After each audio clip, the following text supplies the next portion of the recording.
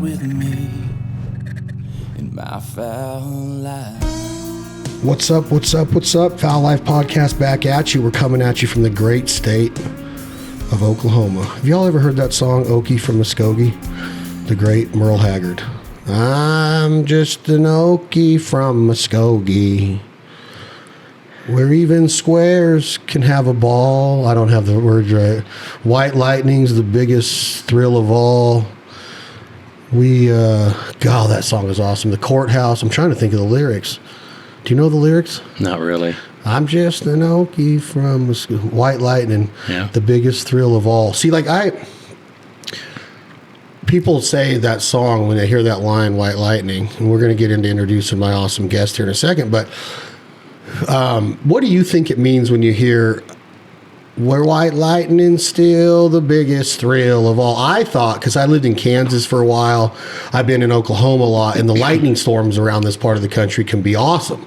So I thought that, an Okie from Oklahoma or somebody from Kansas could be entertained by the sky and Mother Nature and thunder and lightning, and that's the biggest thrill that you're going to get. But then other people said that white lightning is like a moonshine, run and shine, running illegal, alcohol or whatever.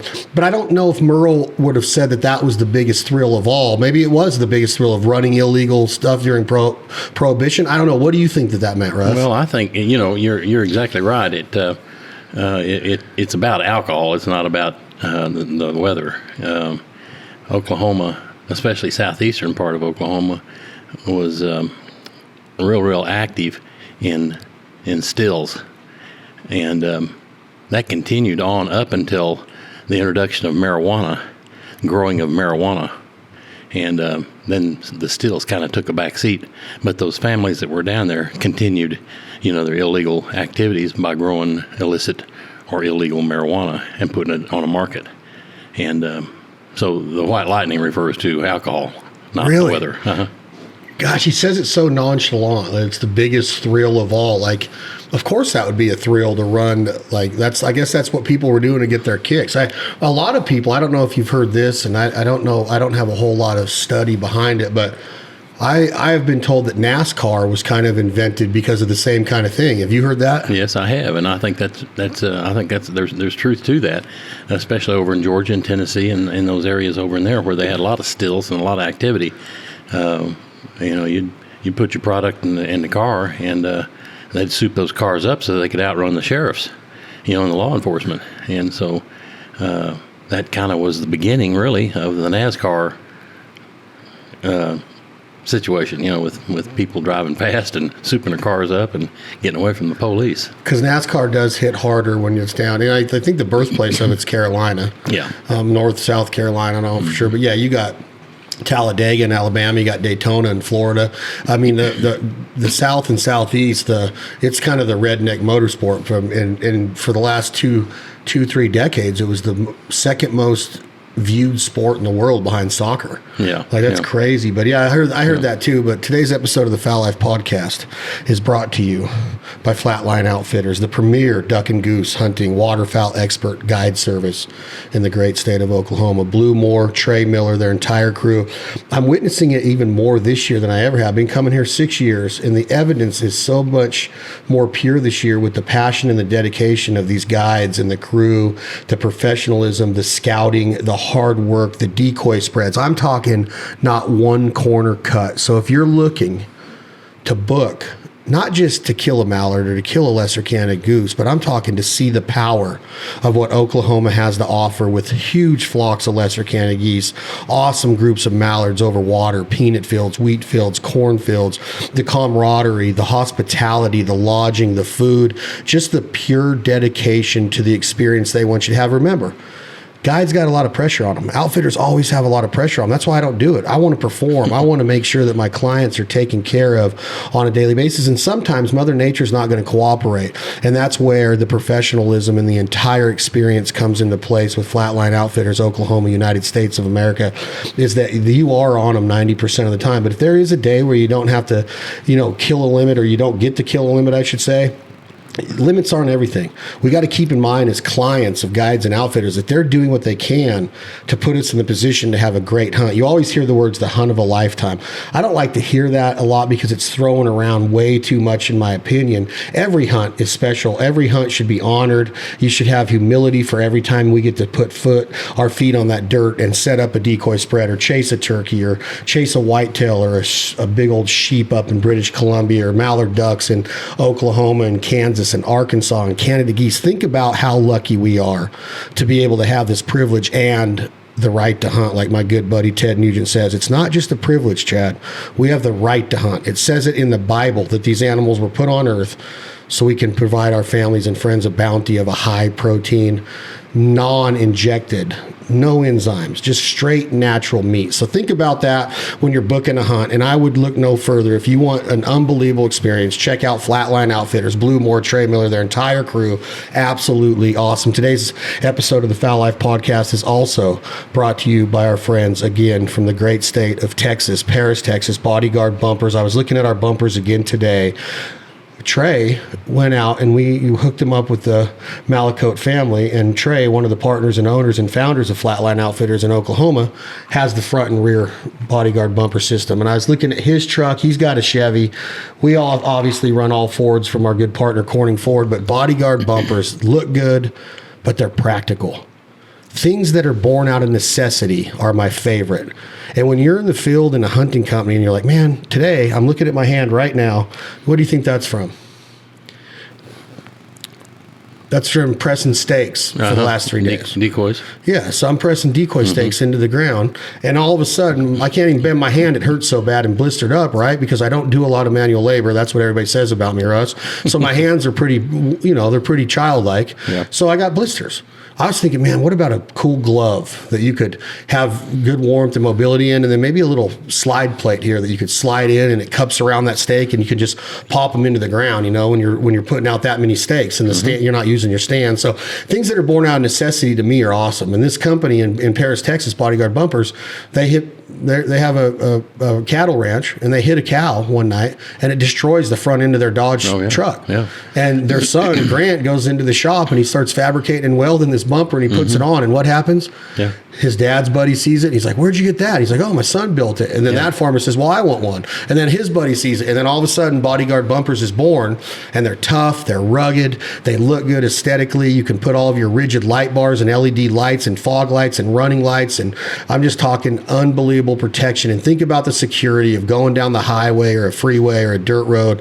There's deer. There's auto accidents. There's anything that can happen. A lot of deer around here. I mean, I've seen so many. We hit 3 in one day in South Dakota. Yeah. I mean, it can happen. Yeah, and these Bodyguard, these grill protecting bumper systems, and you don't have to have a grill protector. They make all different types of styles. But Kelly Malacote, her husband Grant, their entire crew at Bodyguard Bumpers, thank you so much for the partnership and the support of the Fowl Life TV, the Fowl Life Podcast, and all of our brands here at TFL. I'm excited to have you, man. Thank you. Russ Higbie, Oklahoma. We're sitting on your family, the Higbie family homestead and farmstead, and we are also sitting in what you have built and has become famous in this neck of the world, the Law Dawg Hunting Lodge. I'm looking at your logo right now. It's a sheriff badge, a police badge, a law enforcement badge. It's got a mallard flying through it, and it's got a Canada goose above it that you'll recognize off of the United States Refuge System signs that you see on refuges on the blue and white signs. That's right. It's just a killer logo. And this is kind of like one of those things to where when people come in here, we've had Chase Rice in here, and my good buddy Les Nesbitt and all of us, and they look at it, and Chase Rice, who's got a pretty damn good life, goes, I want to build a room just like this on my property. That's what he said. That's a big honor to you to hear that, yeah? Yeah, that's what he said. So tell me a little bit about this place. We're sitting on your actual family homestead here, the Higbie homestead. When did this come about? You showed me some of the documentation on it, but give me a little bit about the history. Okay, well, let's see. In about 1889, Oklahoma had a run into Oklahoma, and they lined up on the Kansas border, and they fired a cannon, and the people came across the border, and they staked out their claim. And then you went to the nearest courthouse and registered that. And if you stayed on that land for a period of time, I think it was 5 years, and it made an improvement on that land, then the president would sign a land grant, and you got the land for free. And that's exactly what happened with the Higbees. My grandfather and grandmother homesteaded this and filed their claim. And about 1909, I believe, President Taft signed a land grant and gave them, the 160 acres. And they lived on that land and raised 4 children out here. And about 1930, my grandmother said, we need to probably move to Oklahoma City or somewhere and get these kids a good education. So they left the farm. But when they did, my uncle took it over, and they have farmed it for ever since that. And it stayed in the family for all those years. And I would come out here as a kid, and they would call my dad. These farmers around here would call my dad and say, please bring Russ and you all come out and please get these ducks and geese off of my wheat field. They're just killing us. And so that was my introduction into duck and goose hunting. And I fell in love with it at a young age, and it stayed with me, even up until now. So, like I say, they signed that land grant, and they lived on the land, and they had 3 houses out here. The first one was a sod house, and it collapsed after about 2 years. And then they built a house down on the corner, and there was a big cherry tree orchard down there, and it burned down, and the house caught on. And of course, there wasn't any firefighters, so it burned to the ground. And then they moved it to the center of the 160 and built another house. And the original well that my grandfather dug by hand and hit water at 11 feet. And there's a big aquifer underneath this land that runs several hundred miles, and it's real good water. And all of the Higbees had a real long life. And my grandmother would tell me that, the reason that we lived a long time and did real good and was real healthy because the water was real good out there. So don't ever do anything to mess up that water. And I told her I sure wouldn't. So in about 1970, she was sick and dying of cancer, and she said, I'm going to give you that farm. And so I told her that I would be, most happy to take charge of that and oversee it. And she said, just do me 2 favors. Don't ever cut any trees and don't ever sell it. And I said, I sure won't. So it stayed with me for another 10 or 15 years. And about 85 or 90, I got to looking at it and thought, I should probably do something with that 160 acres. And so I decided that the Fort Cobb Lake was close here, and it was real good for waterfowl, and I'd hunted it for years, and I thought, I might be able to open up some sort of a lodge. So that was the beginning of that. And I played with that for several years, and then built this place and started housing people, and it's continued on. It's been very successful. When you say in 1970, your grandma tells you that you're going to get the family homestead and farm. Right. I mean, I think you told me you're somewhere in your mid 60s. We don't need to go over age, but you're probably in your young 20s at this time. Yes. Is there pressure on you when your family comes to you and you're the one that is going to take over the family name and the family homestead? Do you feel pressure? Do you feel a huge sense of pride? And then correlate that today, Russ. Correlate it for today's times of the pride you have in bringing people up here and the feeling that it gives them. The hospitality, you roll out the red carpet, you're a very nice person. Kevin Brooks, our good friend from Ground Dogger Solutions in Kentucky, was just here a couple weeks ago. He sent us pictures saying, hey, I heard you're coming here.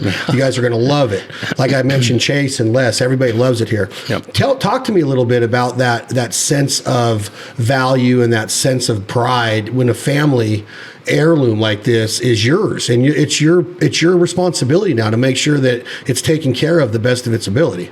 I think initially that I probably didn't think too much about that.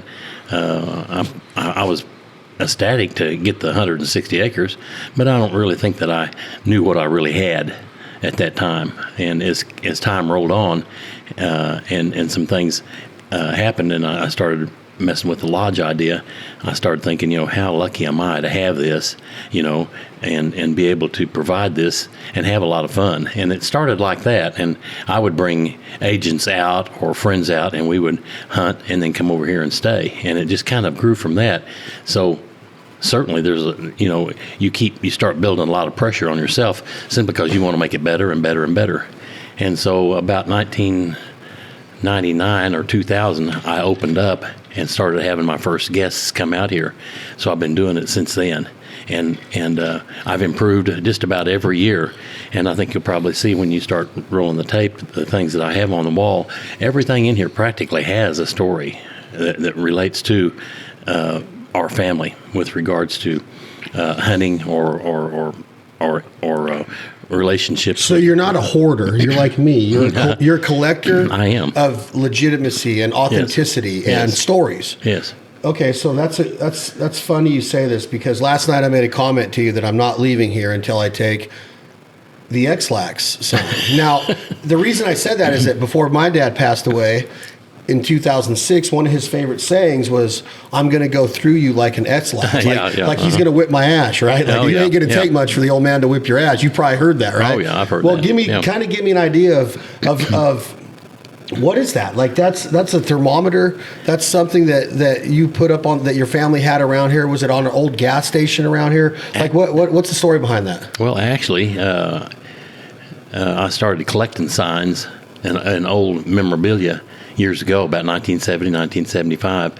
I would go around to garage sales and estate sales and stuff, and if I saw something that was interesting to me, I'd latch onto it, and that's how that came about. And I saw that in a garage and purchased it along with several other signs. And I've traded signs and traded up and traded down and so on and so forth. And through my life, I've just had a different kind of hobbies, with regards to collection of things like old advertising, the signs that you see. I really like to collect old shotgun boxes, shell boxes, Super X and Remington and so on, the old stuff. And for example, like on the wall over there is my grandfather's 1929 and 1930 hunting jacket. Along with some cork decoys that he had when I was little. I can remember seeing those things floating on the water, and hunting over them. And so I just kept all that stuff. And of course, my wife would say, "Get rid of that. So when I built this place, it was a natural to take all that stuff away from my house, and put it out here. It was perfect, and I just continued to do so. And I had a ton of stuff that I'd collected and had purchased and so on. And so that's kind of how it started, and I still am taken by that. Then you couple that type of interest with police work, which I did for almost 40 years. And I got in the habit, or wanted to start looking for badges. I had a badge collection, and then I went into handcuffs, old time handcuffs. The type that you see in a Western movie where they tighten down with a big screw. And so I was taken by a lot of that stuff, and still have it today. They're little areas here in the den that I have those things in. So I guess that's how it's kind of all started, just kind of haphazardly. The pressure, there's pressure. I mean, I had a good friend named Justin Tackett who had a television show for years with a dog he had named Yella, and I would talk to him, and he said, Russ, there's about 5 things it takes to have a real good lodge. And he told me, he says, have real good hot water, have a good bed, have good food. Those are the 3 things. The 4th thing is the weather, and the 5th thing is you cannot predict the birds. So, but if you can handle those first 3 things, you'll probably get your guests back and back and back again. But and so I really did. I listened to that, and I concentrated on that, and tried to make this place as relaxing. When you drive through the gate down there, I want people to go, "My, this is just really nice. I can really relax here." And I've used it for events. I've used it for weddings. I've used it for several things. Business meetings, as well as lodge for hunters. Real quick before we go into what you mentioned in your law enforcement career, and I think we're going to probably do that on part 2, because you're an interesting human being, obviously, with your past. I'm looking at a sign of Airborne Special Forces. You're a Vietnam vet, Special Forces. You're law enforcement of 40 years, head of Oklahoma Narcotics Department. You've done undercover that I'm so interested in, about the anxiety that this could take on the human psyche. But answer me this, Mr. Russ. I'm looking around here in this lodge, and we're in a place where there's big whitetail. I see there's one Rio Grande turkey behind me, strutting, beard down, but it's 99.9% ducks and geese. Why? Why do you insist on this waterfowl lifestyle? How did it, you mentioned before about how it got in your blood and that you just fell in love with it, but all these years later, we're talking a good 50 years now, probably. We're looking at Les. Les is getting ready to turn 81 years old next month. He's in his 70th waterfowl season. Mm-hmm. I'm getting ready to go to Wyoming with Les next week to meet Mr. John LaMonica, who you know. He's 91. He's in his 85th water. He started when he was 6. He's in his 85th waterfowl season. What about you? Why ducks and geese? Well, it's a great question. It's interesting, and I'm glad you asked me that. I guess probably the one thing that sticks in my mind is my dad was a football coach, and he would have kids come through that played for him and then would graduate and go on to school and become coaches or principals or something like that. And so this one particular time, I was probably about 9 or 10 years old, and one of his football players, called him and said, "Coach, do you want to come down on the Red River?" Said, "I have a duck blind down there, and bring your son and come down and hunt." And so he agreed. So I remember getting out of school to go, and that was a big deal. I was from a house full of school teachers and coaches. You didn't miss school, and so I got to miss, and we went down there. And I remember getting in there in the early morning hours, and it was a driftwood blind right on the Red River. It was on a sandbar, and it was so cold, and the wind was blowing. And I had a little 410 shotgun that my grandfather had given to my dad. My dad had given to me, and I was just about to freeze to death. And my dad looked over and he said, "Are you cold?" And I said, "Yes." And he said, "Well, just hold on." He said, "There's some ducks right above you." And so I remember looking through that driftwood blind. And of course, that was a neat thing because, kids are into forts and stuff like that. But this was really a neat little deal. And so I looked through the wood and looked up, and this green-head mallard was just fighting the wind.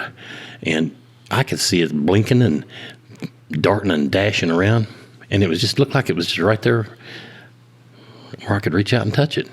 And it circled around and landed on a sandbar about 25 feet from me. My dad said, "Shoot him." And so I pulled the hammer back on that little 410 with a 2 3/4 inch shell and shot that greenhead. And it limped around and flopped, and I ran out there and got it. And that was it. That was the most beautiful duck I'd ever seen. And I guess that was the thing that turned me on. And to this day, I love the greenhead. I love the mallard. I love the duck hunt. I love the goose hunt. And that's just what I've concentrated on. Did all the cold go away? Were you all of a sudden just warm as hell? Like all of a sudden, like you just forgot all about your toes freezing off? Didn't even bother me. Isn't that crazy how that does it? Yeah, it is. Your hands could be just like ready to fall off working the call, and all of a sudden you're just the geese come, and you're just like, oh my gosh, I'm not cold anymore. Just a mindset. But I remember that. I remember it well. It's just like it happened yesterday. Be honest with me, though. I didn't mean to cut you off. I apologize. But be honest with me. Do you still love it as much as you did when you were 20, 30? I mean, you're like when you start to get this attitude in the South, they say things like, I'm mad at them. I'm mad at the ducks, right? Like they just want to chase them hard. And I've always said, Mr. Russ, is that there's different levels of maturity in your hunting career, just like other parts of life. But right. You go from, what you did with the 410 and cocking the hammer back, and then you go to like, I got to get limits. I want to get limits. And then in today's world of self-gratification and social media, we want to show people like pictures and memories. And I love that. I love pictures and memories. I don't necessarily agree with the likes and all of that part of it. But at this point in your career, in 60s are young. Like you got 17 years. I don't know. Like how old are you going to be? You're going to be 81, right, Les? He still loves it as much. I got to tell you the story real quick before you answer this question. My daughter was 8 on her first duck hunt, a little 410 out of a boat blind on one of a duck club that Les is a member of called the Canvasback Club in Nevada. Oh, yeah. It's been around since the 1890s. Awesome heritage and history and photos on the walls of this place. This was in the first week of February. It happens a week after the regular duck season starts, the youth hunt. And he's getting ready to turn 80. She's getting ready to turn 9. And they both have tears in their eyes after she shoots this canvasback. This bull comes in. Wow.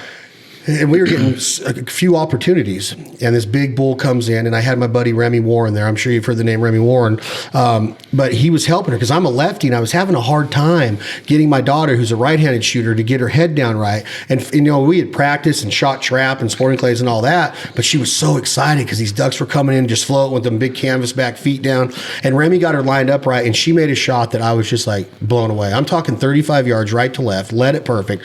And I'm talking headshot this duck with a 410. Wow. Didn't even move a muscle. Les's dog, I'm forgetting his name. What is the dog's name?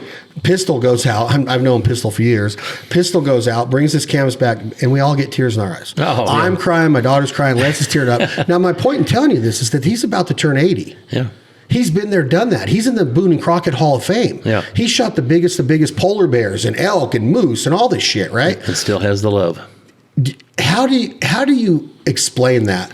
Like, there's no way that you, like, I talk to baseball players, like, do you miss the game? Hell no, man. I don't want to go to spring training. I talk to UFC fighters. You want to get back in there and fight? Hell no, man. I don't miss the game at all. Mm-hmm. But this hunting game, you can't get it out of your blood once it's in there. No, you're exactly right. And I think that you hit on it a little bit, and that is you go through phases. It's all about the limit. I want to limit out. If you don't, you're about half mad, and you kind of get through that, and then you start enjoying just the hunt, and then you introduce yourself into like dogs. I've had real good luck with my lab dogs and the training portion of that, and just watching them hunt. Like this morning, I hunted geese, and my dog Darby is a little female, and she's just so lovable. I mean, she can run 100 miles an hour, and she would tear out of there and go get those geese and bring them back and sit down beside you. And I mean, that to me, I don't even have to shoot anymore, really. That's just so much fun to watch her work. So you just go through steps. You graduate from one to the other, and I guess that's the reason that you just continue to love. Do you still enjoy it? And I'm bringing Les back into this. Is we put out 60 dozen full body decoys a day, no silhouettes. I'm talking 60 dozen full body Canada goose decoys a day, a couple specks and blues thrown in. He's out there at 81 years old, putting stakes in the ground, carrying 10, 12 dozen decoys at a time, 10 or 12 decoys at a time at 81 years old. Now, look, age is just a number. I get that. That's what they say. But you got to have some kind of love for this shit to be out there at 4:30 in the morning doing that. For sure. Right? So do you still enjoy the hardships? Do you still enjoy the letdowns? Do you still enjoy the overall just work ethic that you have to be consistently successful at this? Or have you gotten to the point in your life now to where you're like, you guys go set up the decoys, I'll be out there in a while kind of attitude? I've only hunted with you one time on the river that day, and I know we're going to share some more hunts this week. But where's your mind at right now as far as the entire experience goes day by day? Because you could kill ducks and geese here every day in Oklahoma when it's right. Yeah. Where's your mindset? Do you enjoy the whole process still? I do. It's a sting of the battle. I don't think that you ever get completely shed of that. But again, I think you graduate through different likes and dislikes with regards to the hunting and the experience. And at this point in time, I still like getting out. I still enjoy it. Heck no, it's not as easy as it was when I was younger, the decoys and the toting the bags and walking to and from the cars and so on, trucks, it's getting tougher. And I can see that, I can feel it in my bones more or less. I don't know how many more years I can do it, but I'm going to do it until I can't. I mean, that's just the way I am. It's just, I love it that much. You mentioned that when you were 6 and your dad brought you out and you were freezing. You're in your 60s now. No, I'm older than that. You're in your 70s. I'm older than that. You're older than that. I'm 80. Yes. Swear to God. Yes. Did you know this? No, I couldn't hear what you said. You're 80? Mm-hmm. No, you're not. I am. He's 80 years old. Well, we're the same age. Holy shit! I thought you told me you were 65. No. Was I just imagining this? I think you must have. Damn it, Jack Daniels.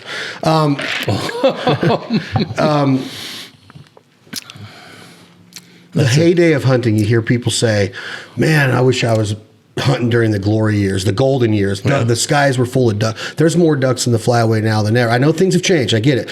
But talk to me a little bit about your thought on that. And also that 6-year-old kid, now I can take my daughter out in this revolutionized gear with decoys that are too real. We've already bred a smarter bird. You have technology with wind protection and moisture protection and insulation and all kinds of things that you can stay in the field longer, drier, warmer, more comfortable. We're in the golden years. I mean, we're in the golden day of hunting to where you can introduce a kid. You could go out there and have confidence of like, hey, I'm not going to get wet. I'm not going to get cold. I remember people talking to me about their canvas boots or their overalls or whatever they were wearing that they would be soaked and miserable. You can't introduce somebody to this lifestyle and expect them to be like, oh yeah, I want to go again. Talk to me a little bit about your mentality of like, you've hunted now that I know your age, which holy shit, good for you, brother.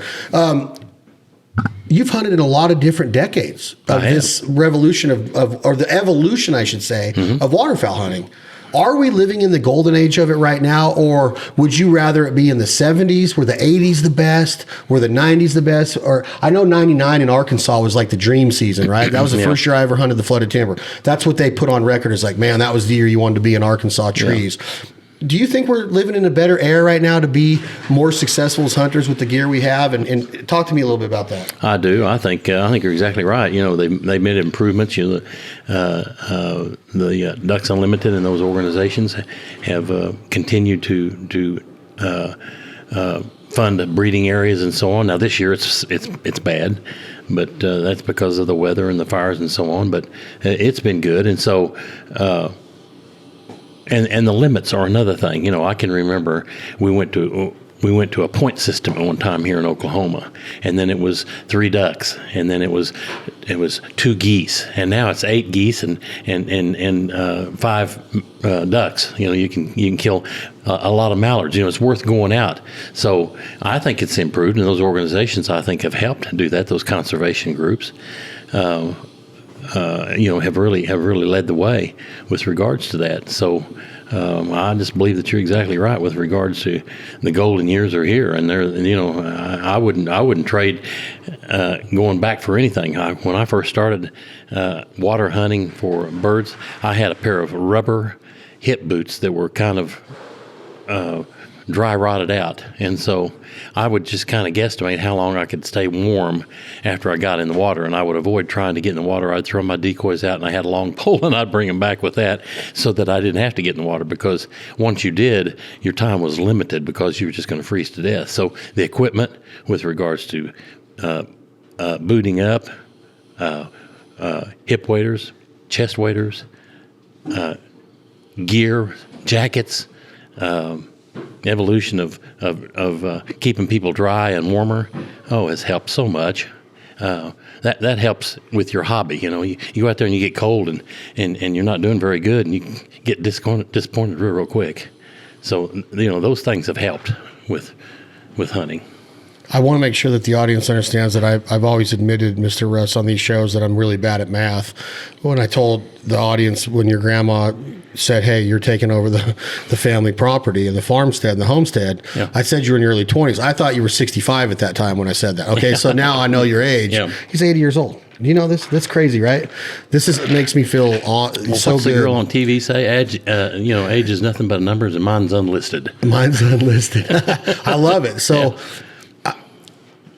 I want to keep going down this waterfowl road with you, because I find it so amazing that before I was born, the greenheads were doing the same shit they're doing today. Cupping up and sailing and checking up and You bet. And you always think like, man, was it ever this good? Could they sound like this on a call? Did the ducks act like this? There's so many feelings that go through my body about those words like trailblazers and pioneers and people that have been doing it. You know, there's the topic of market hunting and how people, you know, like that's where the possession limit came from and the daily limits came from, because we didn't want to go out and kill 150 greenheads a day just because we could, right? So, but I often think about the people or the people, like you and Les that came before me. And there was people that came before you guys. Sure, there We've were. been hunting since the beginning of time. And I want to keep going down that road, but you also have so many other details about your life and your career. Military, special forces, Vietnam vet, narcotics, undercover, police work, blue line, first responder. You've been there, done that on so many different levels. I want to go into part 2. I want to have a little podcast series with you because we are getting summoned by your new friend Chase Rice. We're going to celebrate New Year's Eve with Chase Rice in Oklahoma City tonight. Mm-hmm.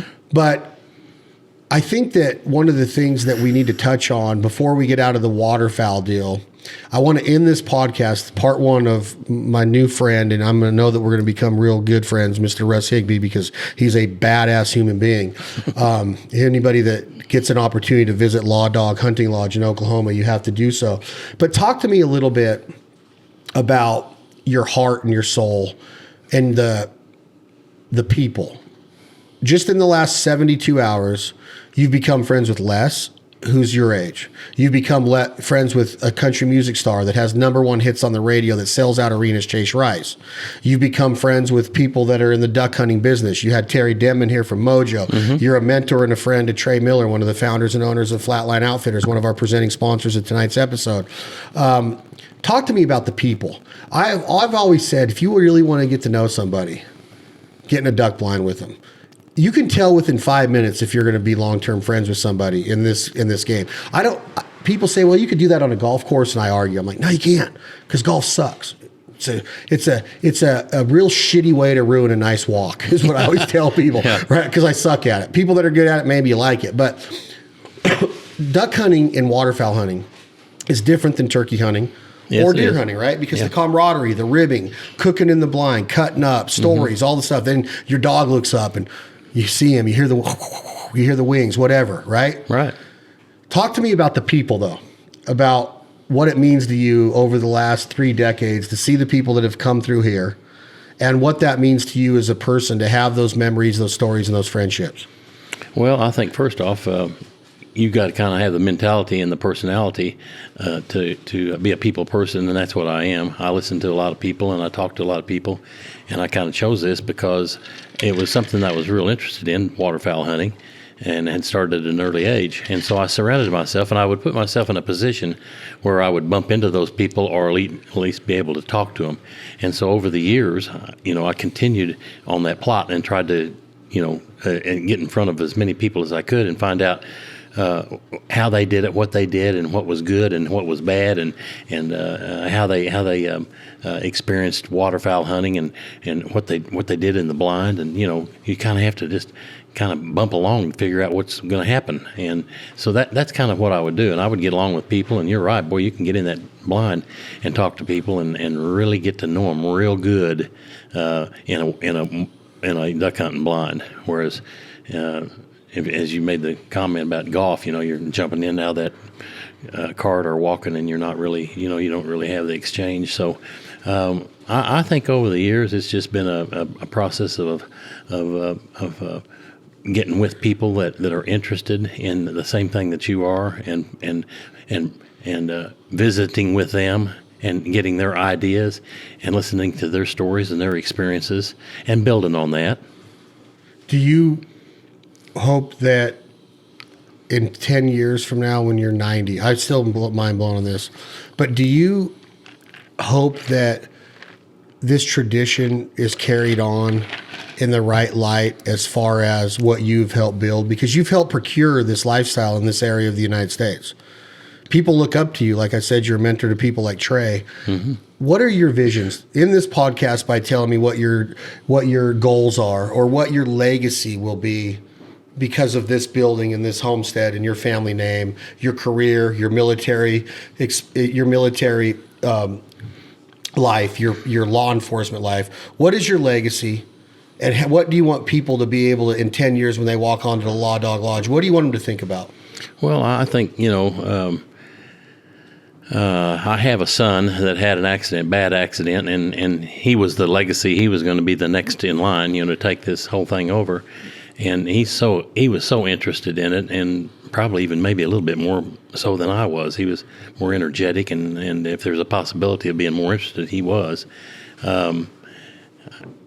I would, I encourage everybody. Just like this morning, we hunted with a fellow over there, and he brought his 3 children: a 12-year-old boy, a 9-year-old girl, and a 5-year-old girl. And they were in the blind with their dad, and I thought that was about the neatest thing. That's building that legacy. And those kids were real interested in hunting, and they stayed real quiet, and they knew when to open the blind and when to shut the blind. And so if I have anything to do with building the hobby, it would be let's get the kids, the young people involved in it. That's what I would like to do. Well, I think that any kid would be lucky to share the blind with you. I think that this place is on a different level of cool.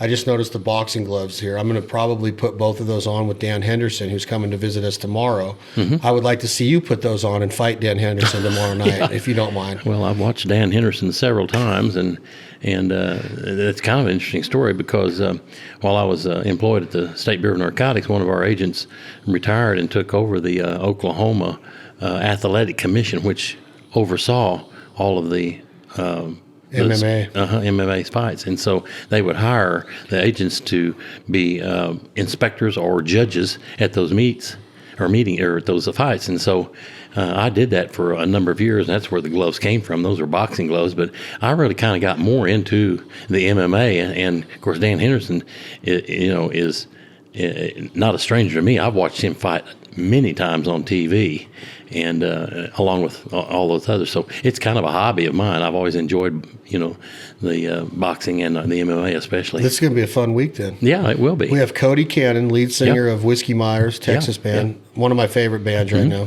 Yeah. Amazing music. We have Dan Henderson coming in. Yeah. We have Brian McGehee coming in, who's the founder of Gator Coolers. Oh, yeah. With his brother Mitch. Mitch isn't coming. He couldn't make it. And then we have Rob Roberts, who you know. Yes. Our gunsmith. He's gonna come over for a day or two and shoot with you. Great. So the Law Dawg is bringing in so many different walks of life. Yeah. And that's what I've always said about waterfowl hunting. It's like all these different walks of life that make up this lifestyle. You know what I mean? It's like you could be out there with a 4-star admiral. You could be out there with a fighter pilot, a garbage man, a janitor, a police officer like yourself. And like hunting is just like this melting pot of so many cool people and stories.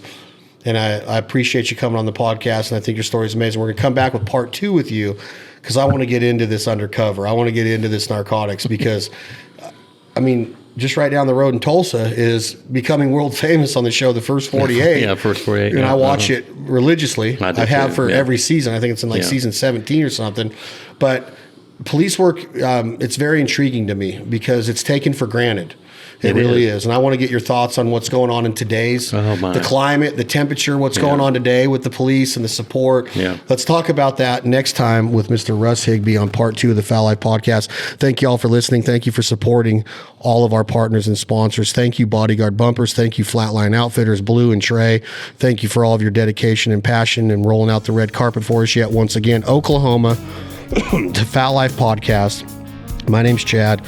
For my guest, Russ, we'll be back with part 2 with Russ very soon. This song is called My Foul Life. The band is 2 AM Logic.